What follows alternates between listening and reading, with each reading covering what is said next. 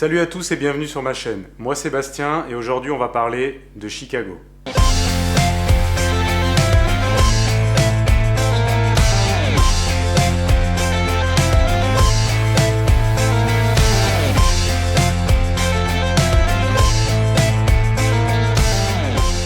Alors récemment, j'ai eu la chance de passer plusieurs jours à Chicago et j'ai vraiment adoré l'ambiance de cette ville. Chicago, c'est la troisième ville la plus peuplée des États-Unis, bordée par le lac Michigan, lui aussi deuxième plus grand lac des États-Unis et du Canada. En 1871, Chicago a connu un énorme incendie qui a ravagé plusieurs kilomètres carrés et elle a dû se reconstruire très vite. Ça lui donne un style très particulier, souvent caractérisé d'architecture moderne. Quand je planifiais mon voyage à Chicago, j'ai cherché pas mal de vidéos sur YouTube et à vrai dire, j'ai pas trouvé grand chose. Donc je me suis dit que j'allais vous publier ma propre vidéo et vous faire un top 10 des activités à faire à Chicago.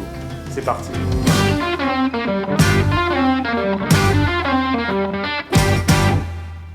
La première chose que je conseillerais de faire, et c'est ce que nous on a fait, c'est d'acheter des tickets pour la croisière en bateau sur la Chicago River, appelée aussi l'Architecture Tour. C'est un très bon moyen de commencer à découvrir la ville, les bâtiments, et d'en apprendre plus sur l'histoire de Chicago. Tous les bâtiments sont différents et ont chacun leur histoire. C'est aussi possible de se balader à pied sur ce qui s'appelle le Riverwalk, mais vous loupez pour moi une bonne occasion d'en apprendre plus sur l'histoire de Chicago, et la vue est quand même plus sympa depuis le bateau.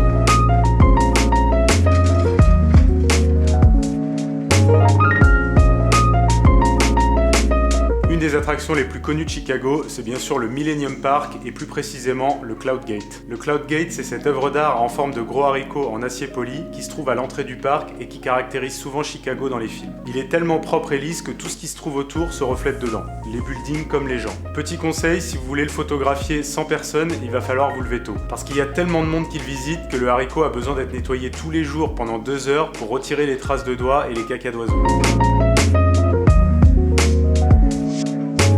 N'hésitez pas aussi à vous balader dans le Millennium Park, il y a beaucoup de choses à voir, comme par exemple le Pritzker Pavilion qui est une grande scène à ciel ouvert, ou encore la Crown Fountain et ses visages qui changent et qui crachent de l'eau.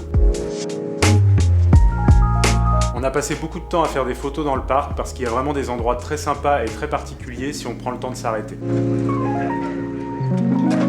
Comme je vous le disais en introduction, Chicago est bordé par le lac Michigan, qui est un des plus grands lacs des États-Unis. Il contient à lui tout seul 4900 km3 d'eau et s'étend sur plus de 58 000 km². De quoi créer un certain nombre de plages à Chicago qu'il est plutôt cool d'aller visiter. La première que je recommanderais est celle du Planétarium sur Northerly Island. C'est pas exactement une plage, mais si vous marchez jusqu'au bout, vous vous retrouverez avec une vue sur tout le skyline de Chicago et le lac Michigan.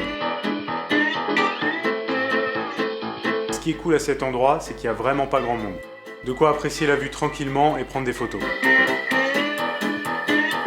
Vous pouvez aussi vous rendre à North Avenue Beach ou Oak Street Beach où vous aurez aussi une vue sur les buildings de Chicago, mais depuis une vraie plage cette fois, très proche du centre-ville. Pour prendre un peu de hauteur, la première option qui s'offre à vous, c'est de monter en haut du John Hancock Building, appelé aussi 360 Chicago. Vous pouvez monter au 94e étage de la tour le jour comme la nuit et payer une activité supplémentaire qui s'appelle le tilt. Alors le tilt, qu'est-ce que c'est? C'est tout simplement une plateforme vitrée qui se penche en avant tout doucement pour vous donner l'impression d'être suspendu dans le vide. Alors si vous avez énormément le vertige, ne le faites pas, mais autrement c'est vraiment marrant et ça fait pas si peur que ça. Alors pour les amateurs de hauteur et de vide, vous pouvez aussi monter à la Willis Tower et avancer sur une plaque en verre, elle aussi suspendue dans le vide. Ça vous donnera une autre vue de Chicago sous un autre angle.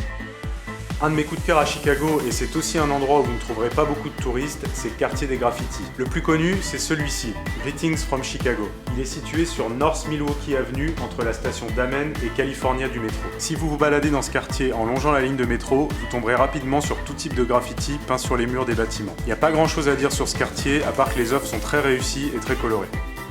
Alors Chicago, c'est aussi la nourriture avec des plats bien spécifiques de cette région des États-Unis, à commencer par le Chicago Style Hot Dog. Le hot dog de Chicago est composé d'une saucisse de Francfort au bœuf dans un pain au pavot servi avec de la moutarde, des oignons, du cornichon et des tomates. Le meilleur endroit pour en trouver, c'est chez Portillo, une célèbre enseigne de hot dog ouverte pour la première fois en 1963.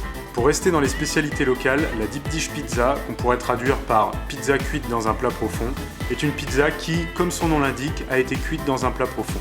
ce qui lui donne une allure de tarte, mais avec des ingrédients d'une pizza. Pour le coup, ça a été un vrai coup de cœur, car vraiment délicieuse quand on la déguste à la sortie du four.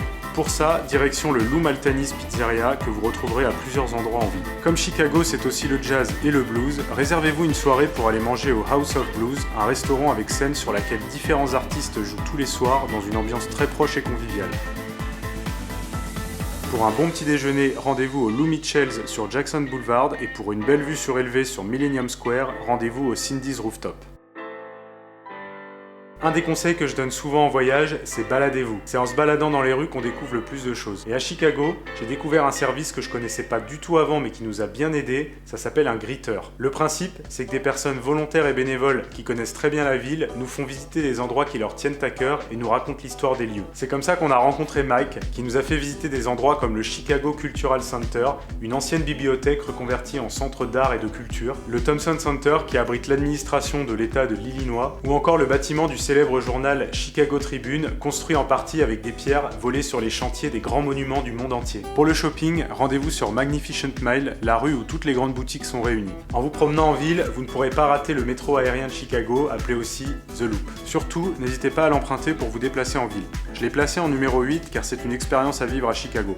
Le métro passe parfois très proche des bâtiments et son système de rails aériens est assez impressionnant à voir. En tout, il existe 5 lignes de métro, mais elles partagent tout un tronçon de rails qui forme une boucle, composée de 8 stations, qui permettent notamment de faire le tour de Chicago. Vous avez sûrement déjà entendu parler de la route 66, cette route très connue qui traverse l'ouest américain et qui s'arrête à Santa Monica à Los Angeles. Sachez qu'elle commence ici même, à Chicago, délimitée par un panneau bien visible. Le panneau se trouve au croisement de South Michigan Avenue et de East Adam Street. Alors 10e élément de ce top 10 des activités à faire à Chicago, et ben j'en ai pas vraiment, parce qu'en fait je vous ai donné tout ce que j'ai fait quand j'étais en week-end là-bas. Mais plus sérieusement, si vous restez suffisamment longtemps, il y a encore beaucoup de choses à faire, comme par exemple aller au Navy Pier pour faire un tour de grande roue. Vous pouvez aller au Zoo de Chicago, qui est d'ailleurs gratuit, vous pouvez aller voir un match de baseball, il y a aussi des musées à faire, bref, c'est vous qui choisissez. C'est la fin de ce top 10, j'espère que ça vous a plu. N'hésitez pas à me recommander des choses à faire à Chicago que vous connaissez et que je n'aurais peut-être pas mis dans cette liste. Je vous invite à mettre un pouce si la vidéo vous a plu, à vous abonner pour voir la suite de mes aventures et je vous dis à la prochaine.